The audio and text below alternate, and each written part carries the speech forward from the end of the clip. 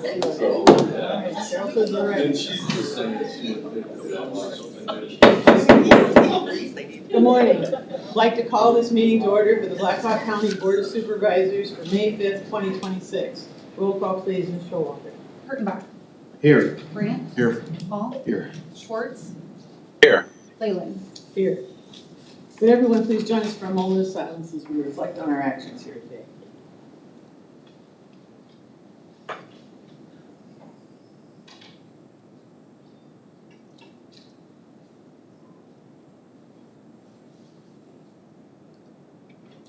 Thank you. Would you please join us for the Pledge of Allegiance? I pledge allegiance to the flag of the United States of America and to the republic for which it stands, one nation, under God, indivisible, with liberty and justice for all. Item 1 is the agenda received as proposed or amended. So moved. Second. All in favor say aye. Aye.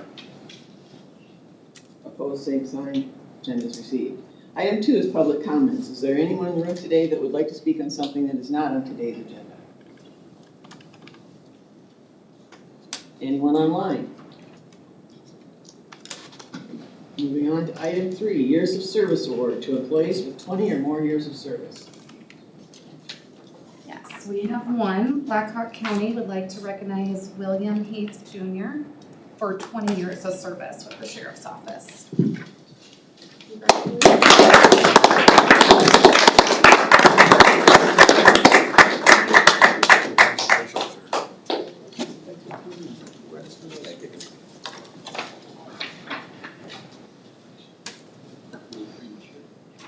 Glad you could attend in person, so thank you.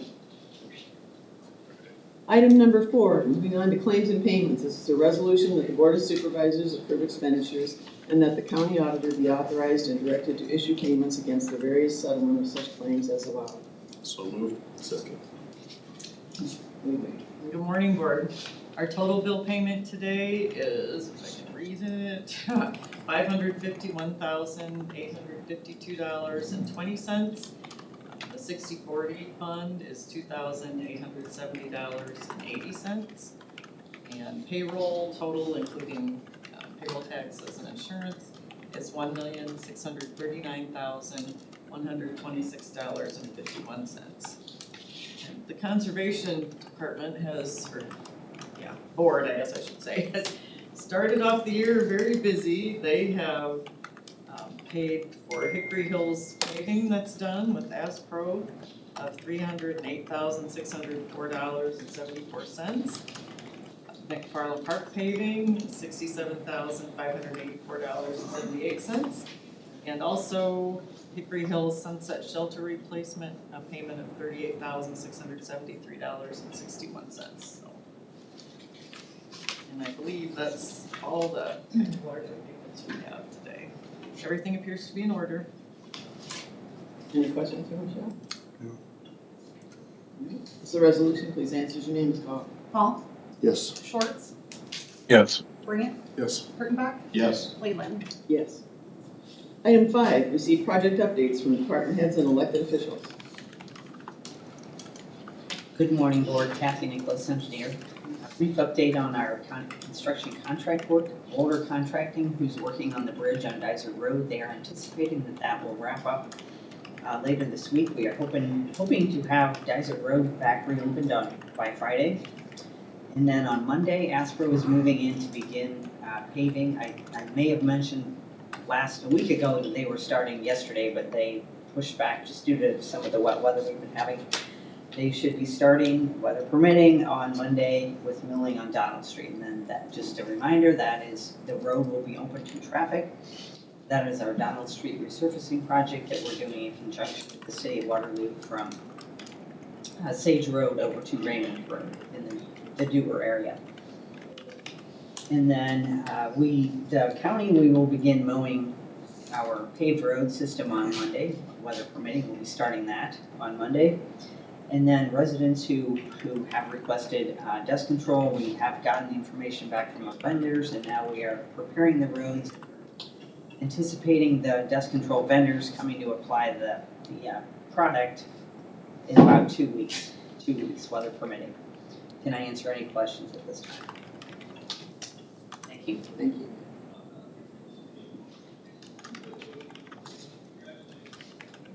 Good morning, Board. Caitlin Emmerich, Public Health. I just have a quick update for you on Iowa HHS Public Health Service System alignment.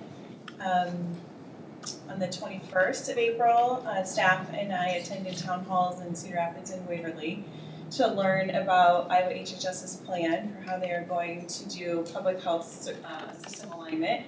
And yesterday, a fact sheet for local boards of health and boards of supervisors just came out.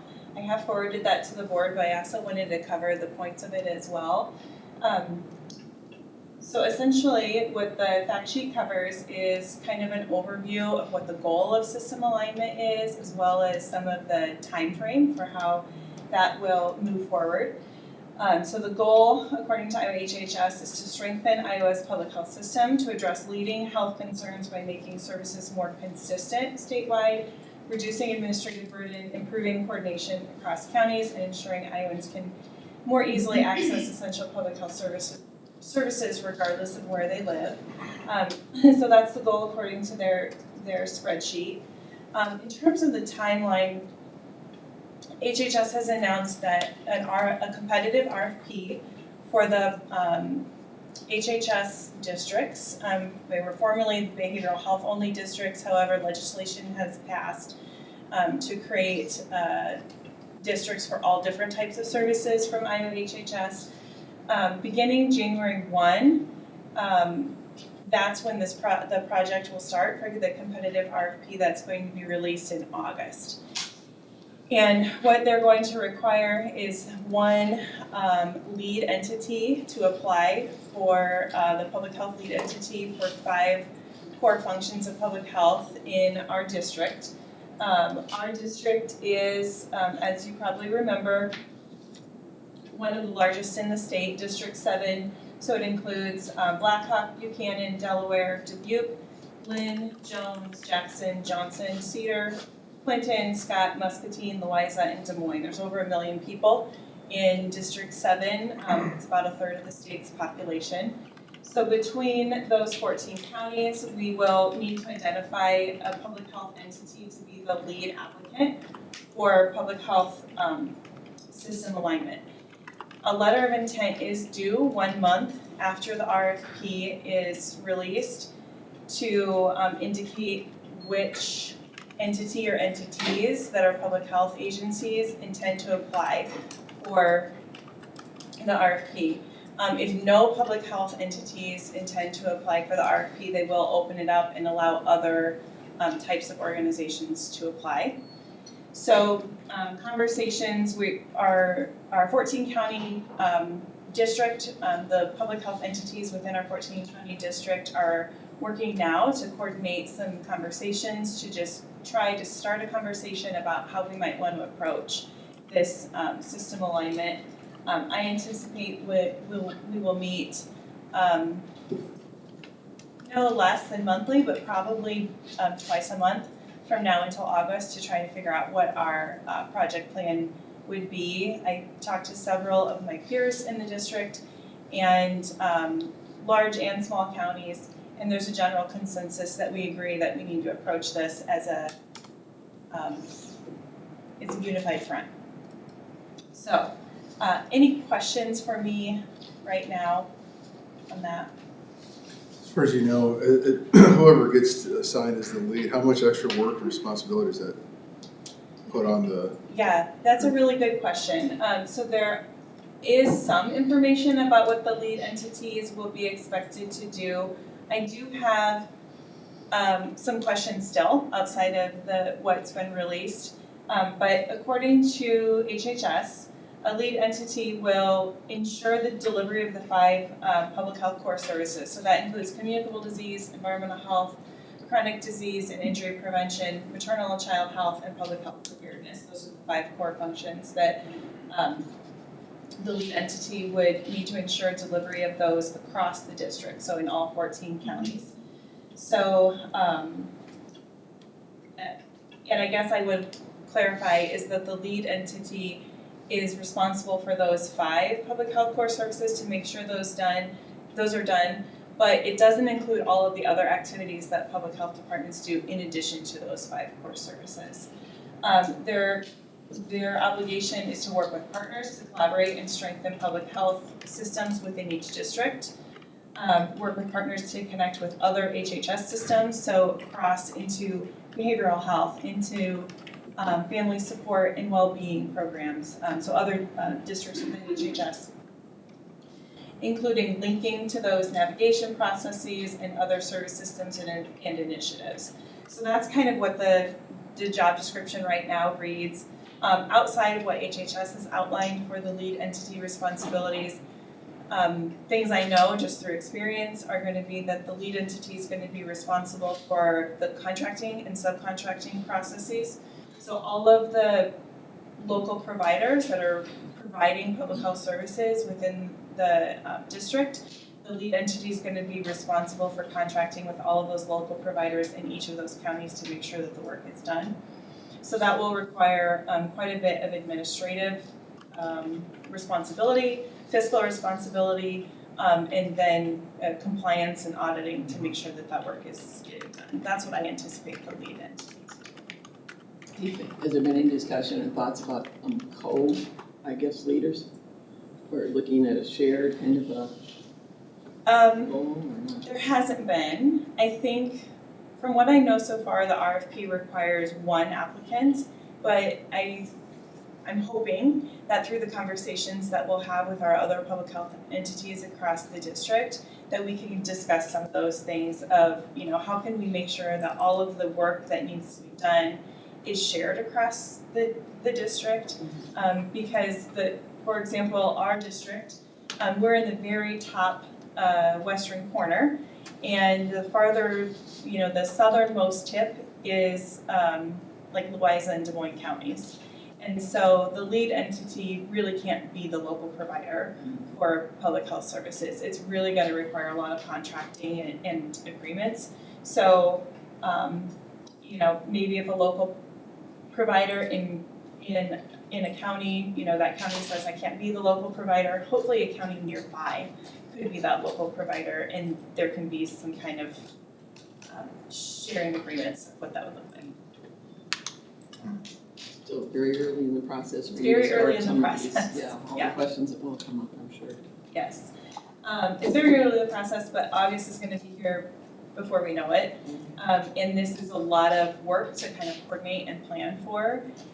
It also, like I mentioned, is a big responsibility. It's over 1/3 of our state's population in this service area to make sure that we're providing public health services in this area. And also think it's important for boards of supervisors and county auditors to be aware and people that have finance directors, not everyone has that, because the amount of the contracts for our district is going to be pretty significant. So it's going to, whoever that lead entity is I think going to automatically bump us into, federal audits and those kinds of things. So it's more than just the public health entity that needs to be in agreement and on board. It's really, broader county infrastructure. Too early to tell if others are thinking, as far as your other counties and the partners in it, whether they're thinking a private company or whatever would be a benefit or not because of all the responsibility of that. Yeah, what HHS has said is that eligible applicants in their notice of intent to release an RFP that came out around April 21st, eligible applicants are local public health entities. And so if they do not get a local public health entity to apply for that district, then they will allow other applicants to apply. But HHS is really intending for local public health agencies to be lead entities because we know public health best. We know how to do it, yes. Sure. Yeah. Well, that sounds great, and I wish you well in all of the exploration or evaluation of what you're doing. But I know it's a heavy lift. And yes, and I think at some point it might be beneficial to have a work session where we can get into more kind of engagement of conversation. Right now, we haven't met across the district as public health entities yet, so I'm thinking probably we should do that. And then figure out maybe who might be interested in the lead entity work, who's interested in the local provider work. If so, which local provider work across those 5 core public health services. And then maybe come back to the board for a work session at that point. I think that will give us a little more information to work with. That'd be great, I think. Thank you. Thank you. Good luck. Good morning. Amanda Fesemeyer, HR Director. Good to see you all again Good to for a see couple you. weeks. So just really quick, open enrollment kicked off on Friday. We've had 20% of our employees complete that. It is a requirement for all employees to complete open enrollment to either continue their elections, change them, or continue to decline those. So you'll be seeing a lot of reminders from us this month about open enrollment and the different benefits, voluntary benefits that are available. With that too, this month we talk about renewal items for the benefits, which really almost all of them are under contract, I would say. But there are some annual ones that we always have to renew, specifically stop loss insurance, as well as like our EAP with the wellness piece. And then I believe FSA, we have to have that as well. So I'll be sending some of those materials out likely for next week. Our HIPAA committee is also going to request that the notice of privacy practices will be coming before you all to be approved. Those get updated every year. We get that information from ISAC and try to keep that updated on the website. And it coordinates with open enrollment with the benefit group health plan. Another thing, we have training this month, all employee training on FMLA and ADA. Again, this mirrors the training that was done for supervisors from that supervisor perspective and now from the employee perspective. That training occurs the first 3 Wednesdays of this month, and we've got a lot of people signed up for those. So thank you, departments, for getting your staff signed up to learn about that important protocol and laws. So.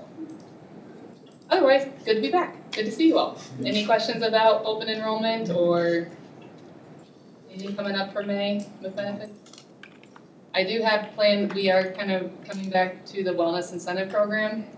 Our team is gonna meet next week, I believe, on that.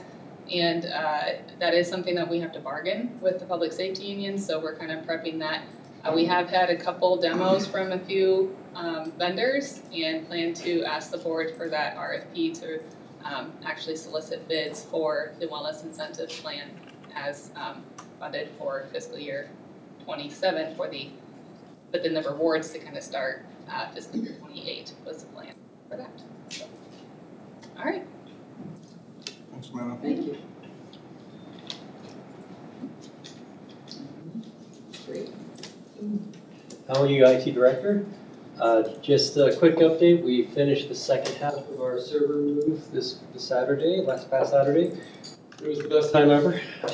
We heard, yeah. And, Said no one. 8.5 hours later, we got it going. So unfortunately it was longer delay than we expected, but technology works perfectly every time, so we love it. So and then the next step is the final electrical cutover. So that was tentatively scheduled for June 13th or 14th. We're going to meet with the contractors and the electrician to kind of finalize that day and what that looks like. Probably have a few testing sessions because we do have to have backup power to keep the sheriff's infrastructure alive during this process. And I believe the electricians say it could take 8 to 10 hours, maybe? Something like that. They will cut power to the entire courthouse. So they have to do that. So they're moving the electrical from the old server room to the new server room. To answer any questions? You said the 13th or the 14th? Tentatively. Thanks for putting in the time. Yeah, no, it was fun. You said it was. Don't We saw believe. the email, yeah. Yeah. Okay. Days like that. Well, thanks for doing it. Silver linings you learn. You learn every time. So that's Oh, it's done and behind you now, so yeah, it's great. We're up and running, so thank you. yeah. Thank you. Thanks for the update. Anyone else? Anyone online? And I think Yolanda was not gonna be here today, but we'd also lost a commissioner from the VA, Todd Rosa, I believe is his last name. And he's gonna do a recognition of him next week, yes, because that'll be okay. his service.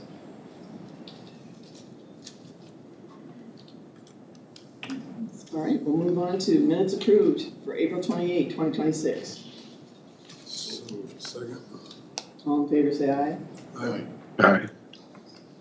Those same sign, minutes are approved. Consent agenda. Following items are acted upon by a single resolution without separate discussion unless someone wishes to remove an item for that discussion. Is there a motion? So moved. Second? Second. This roll call vote, please answer your name as well. Grant, Yes. Hall, Yes. Schwartz, Yes. Kurttenbach, Yes. Leyland. Yes. Item 8, other business. Motion to direct the county auditor to advertise for a public hearing bid opening to be held at 9:05 on May 26, of 2026 in the boardroom of the Blackhawk County Courthouse to open bids for the proposed fiscal year 27 seal coating project in various locations throughout Blackhawk County. So moved. It's been moved and seconded. All in favor, say aye. Aye. You want to comment on that? I was just gonna comment that this is our annual seal coat project. It is FY27 funding, so that's why we wait until the budget is passed too, before we can send out the proposals. So we'll be sending those out after your approval. Anyone opposed? Motion carries. Thank you, Kathy. Item B, resolution to approve the special permit submitted by Nathan Ward on behalf of Vertical Bridge and Verizon Wireless to allow for the construction of a new 255-foot self-supporting lattice communications tower located at 5302 Young Road, approximately 3,300 feet east of the intersection of Young Road and Gilbertville Road. So moved. Second. Great, thanks for being here. Joseph Gauman, planning staff. So this is a request that doesn't, I think the last one that came through was in 2019. So I'll explain a little bit. Whenever somebody's wanting to put up a new communications tower in the county, there are a couple different paths laid out. For the size of this one, it's required to receive approval from the Board of Supervisors after recommendation from the Planning and Zoning Commission.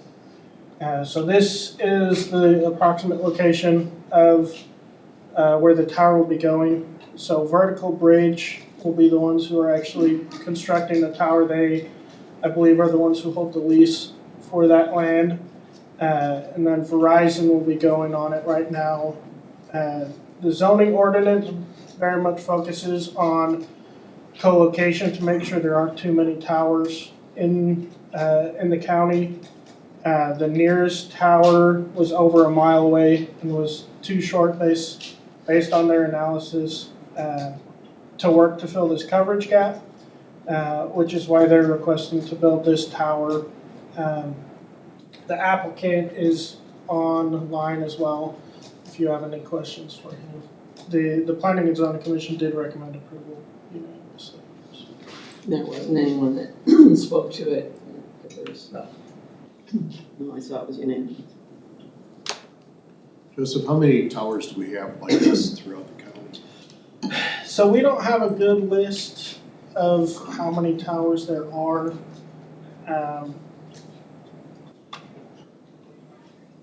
They come before me a couple times, usually if they're upgrading equipment. I mean, the closest one we have is over a mile away. They're kind of scattered throughout the county, so I'm not sure the exact number. 250 feet, that's getting up there pretty good for a tower like that. Yeah, I'm not sure what the tallest tower is. I believe the last one that was approved in 2019 was 300 feet tall. Okay. So this one wouldn't be the tallest. And what's the timeline for this? I guess that gets approved. Just curious.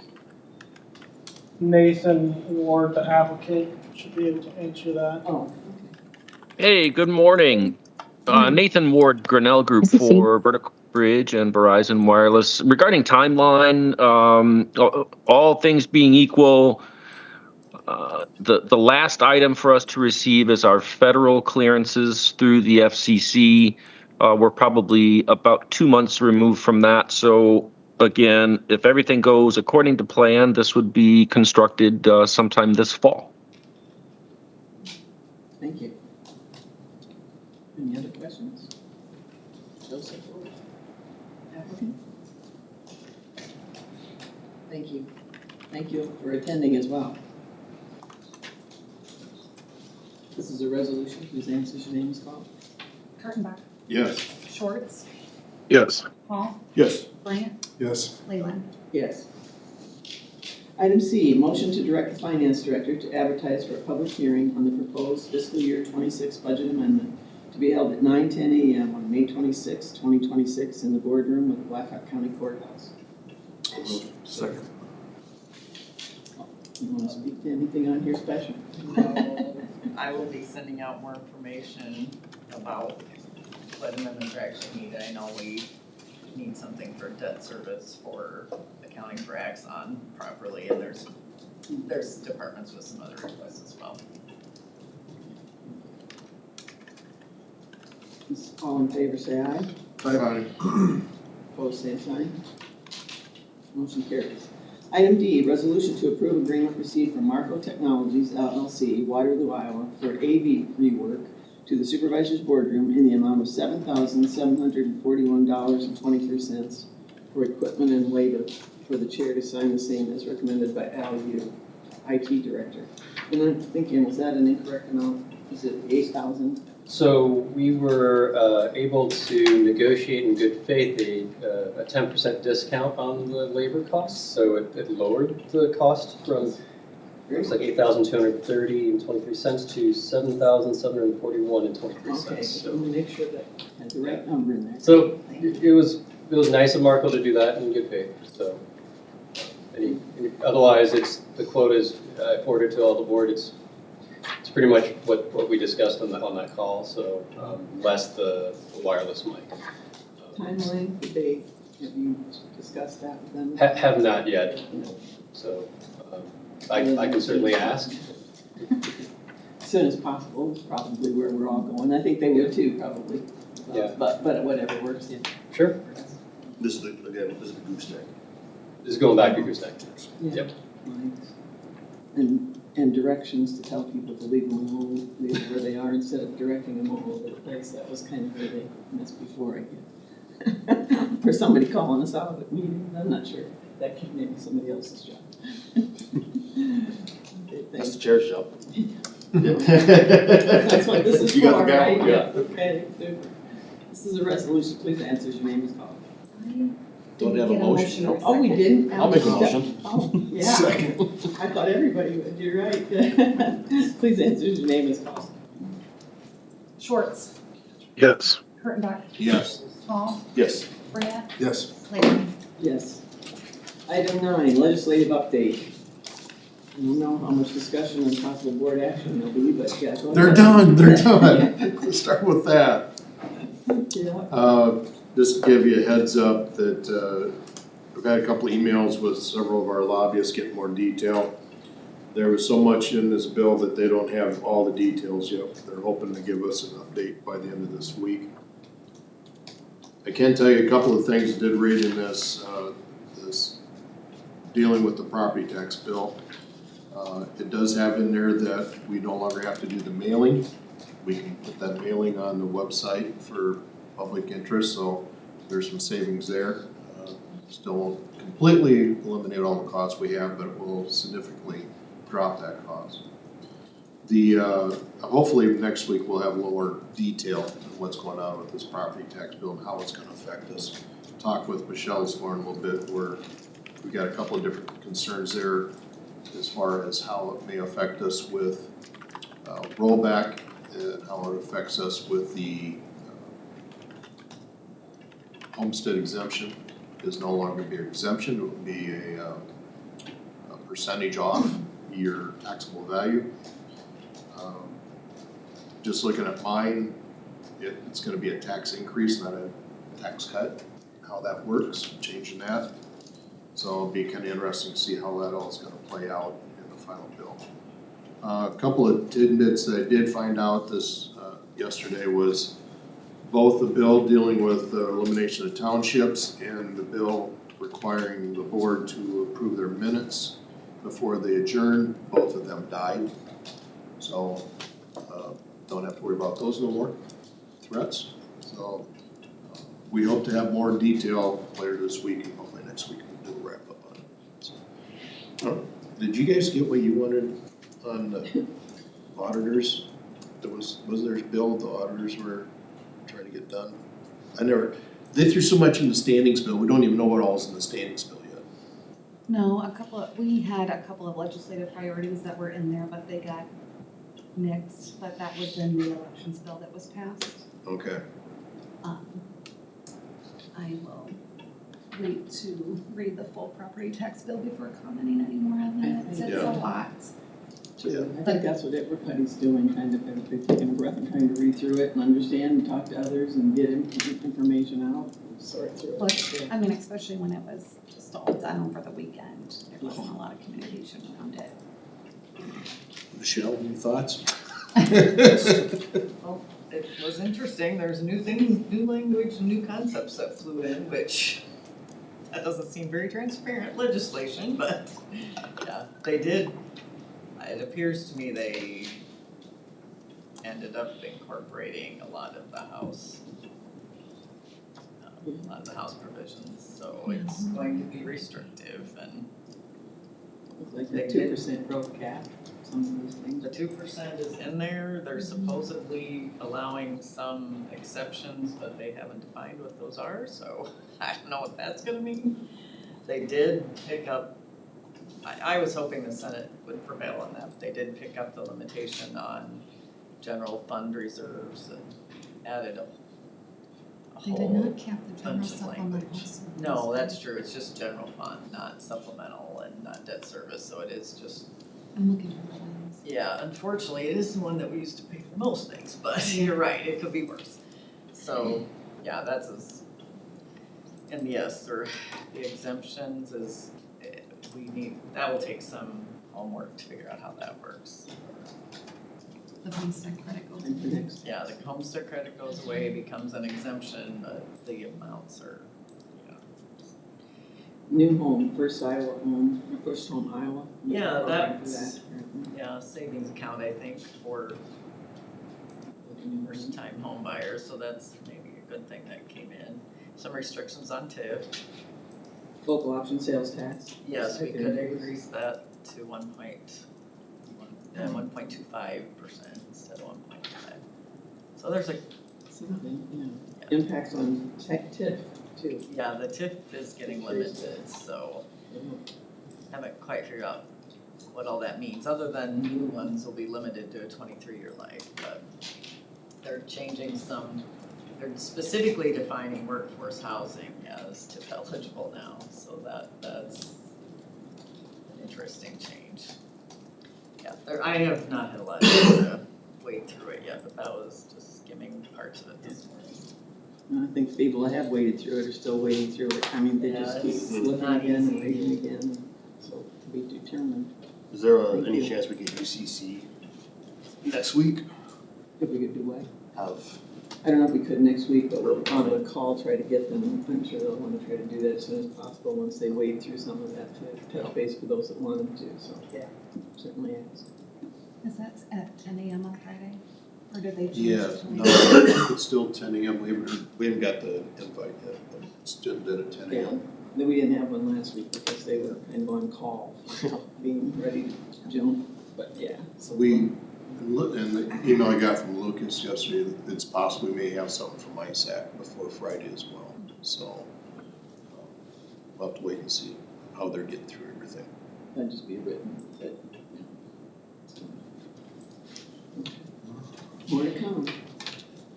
Item 10, any reports or information from the board? I want to comment that I sent out something yesterday regarding Ted Garnett's and the training, and then if everybody take a look at that, if you've got questions or whatever, and then see if that makes sense to approve it next week, or have discussion about it anyway. If we don't, so that we can get dates set if we want to continue doing some of those things. Anything else?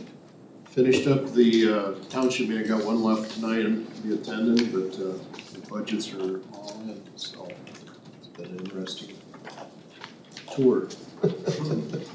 Yeah. All right, item 11, adjourn. Motion, So moved. Second. all in favor, say aye. Aye. Opposed, same sign, meeting's adjourned. I know, can you believe